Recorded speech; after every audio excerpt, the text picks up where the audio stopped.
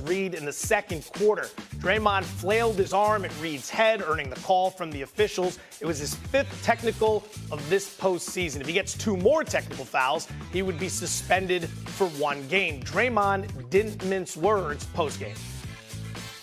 Look like the angry black man. I'm not an angry black man. I'm a very successful, educated black man with a great family. And I'm great at basketball. I'm great at what I do. The agenda to try to keep making me look like an angry black man is crazy. I'm sick of it. It's ridiculous. Wilbon, you heard what Draymond have to say. Your thoughts? I don't know what that was in response to. I don't know what the question was. We have no context. I don't believe it had anything to do with the technical foul. I don't know that. But we know there was an incident where a fan was thrown out of the arena because of what he said to Draymond, or at least in the vicinity of, while Draymond was on a bike, stationary bike, trying to stay warm as players do. We don't know. There's too much we don't know. But, you know, the rant that we heard, if you want to call it that, is interesting to those of us who, I'm often an angry black man and ain't going to apologize for it. More mornings than not, I wake up that way. So good for Draymond that he doesn't want to be portrayed that way. Good for him. I don't mind being portrayed that way because I am that way often. But historically, this is a thing that has to be dealt with, has to be, you know, dealt with, accepted, rejected, whatever you do to position yourself and what you believe. And so Draymond Green, I'd like to hear him. Draymond is a guy I've gotten to talk to. Stephen and Wendy and I get to talk to Draymond all the time. Draymond, when you sit and talk with him, he's not the same guy who's on the basketball court. He's not flailing. He is completely in control of the language and his feelings and what it is he's expressing.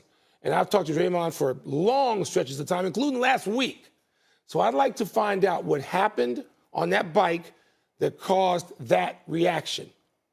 I don't have any reaction other than that, because anybody who fits the description of black man in America who's older than 17 has had things that trigger a response that may sound very much like that, if not identical. I get it, and I'd like to find out what triggered it. I don't have the context or understanding of the words, so I'm going to focus on the actions. Focus on the actions that happened on the court. He's played 9 games this playoffs. He has 5 technicals and 2 flagrants. Okay, he was fortunate, although if you talk to people in the league, one of the things that drives him crazy is how what Draymond gets away with after he gets called for a technical. He was fortunate in this game that the officials didn't throw him out with a second technical after his reaction to this, because he stood in Tyler Ford's face and barked at him 2 or 3 times over. He's fortunate he didn't get thrown out of this game, and that would have been a 6th technical. Okay, so just keeping that in mind.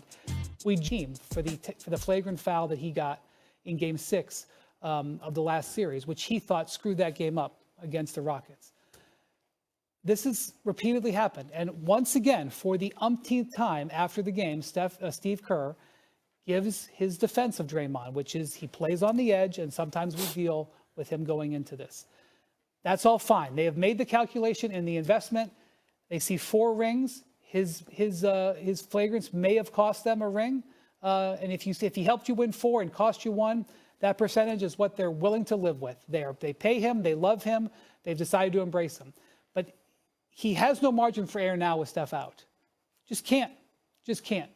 You just can't be doing that. And that play that we saw last night with Naz Reid is a similar play that we've seen many, many times over the course of his career. Many, many times. And here's the thing. 2 of the technical fouls that he has so far in the postseason have been dead ball technicals. The clock actually stopped here because there was a foul on Naz Reid. Naz Reid fouled him. If you hit a guy like that after the dead ball, it's not a flagrant, it's a technical. It's the second time that's happened. Had those been flagrant fouls, he'd be suspended because he would have enough flagrant foul points. So he is riding right on the edge in a moment where the Warriors are desperate for anybody to be there. Any words he has going forward, whatever happened to get him to say that after the game last night, it seems like it was very unfortunate. Going forward, no more technicals, no more flagrants, can't afford it. He knows it. Stephen A. There's 2 points. There's 2 points to address here. I'll get to the other stuff Wendy just alluded to later. First order of business is him being portrayed as an angry black man. There are angry white men in this world. there are angry Hispanic individuals in this world. As black men, we're entitled to be mad. We're entitled to be angry when it's called upon. And I remember years ago when I was in Indiana covering Allen Iverson, and there was this big brouhaha about somebody who had spewed some racial epithet in his direction. Wilbon, you remember that. I'm sure you do too, Wendy, as well. I had to come to his defense because people were questioning whether or not Allen Iverson was telling the truth. I happened to be standing right there when the person had said what they said to Allen Iverson. He was telling the absolute truth. I remember Russell Westbrook looking at a fan in Utah and screaming on everything I love, you know, basically threatening them like, I'm going to deal with you, because the guy was screaming some stuff at him and it was highly offensive to Russell Westbrook.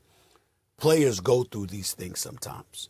And you do have fans who pay this, you know, pay the price for tickets, and clearly, especially if they're inebriated, they just feel emboldened to say anything that they want. And it's something that they would never do in the streets if they just walked up to one of these players. They would never do that. But they're emboldened once they're in the stadium. So when Draymond said what he said, I definitely could relate, because I've seen it happen to players before.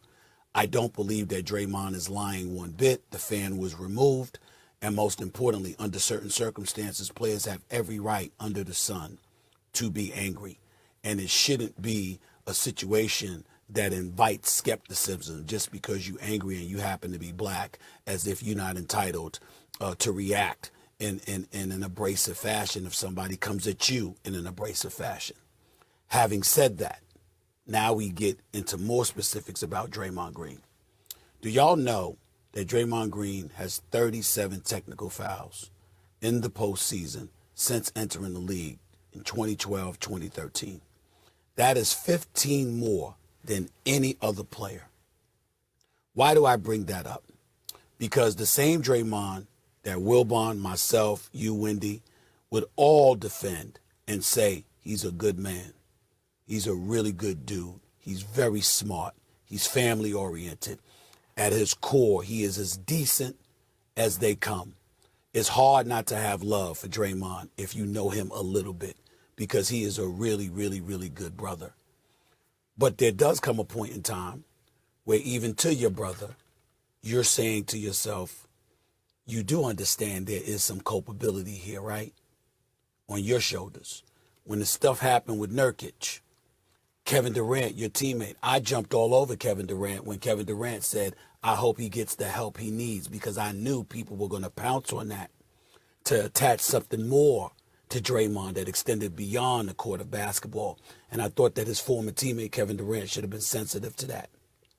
But the choking of Rudy Gobert, the constant barking in the face of officials that would get anybody else ejected, but he gets away with it. All of these things contribute to the reputation